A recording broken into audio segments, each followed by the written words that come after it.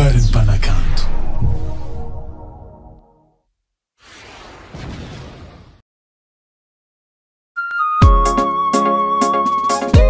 Kenan Production, yeah. Titi Nayo, Simero, Warazuki, Ramarakono, Fiena Ramandalu, Keto Batara, Tafaela no Nanzana, Nambanizawo, we are. Tenga maring zamalutu fachula dala Timenti miya fikili satya timana Andwani za meti piva tu sarbo Famarembulu meti anchumbo patro Hanu sambi wela vilungu fo watike Timisi ya sarati na no mangambani Nino kofameti duru no konyani Amare kondaka Mola wabindaka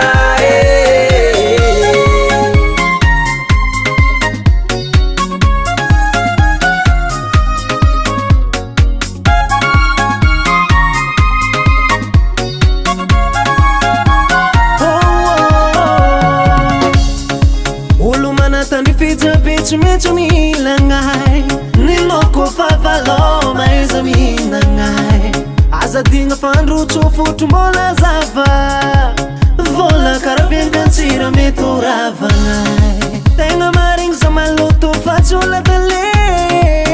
Tumetumi afikele satya tumanangai Andwani za meti pivaru tu sarvo Amaring bolu meti asuk no patron Azukeya Tumisi asarati na no mangambani Nino kofomiti turu no konyani Amare konakai Mola wabinakai Tumisi asarati na no mangambani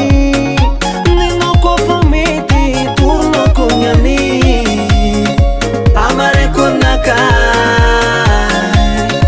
Mola wabinakai Timisa saratsa bako Ni mangalatra mamonolo fa tsy mety Zegny e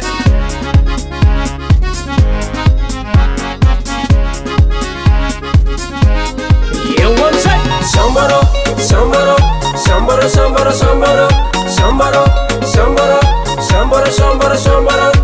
Eba, adiba, adiba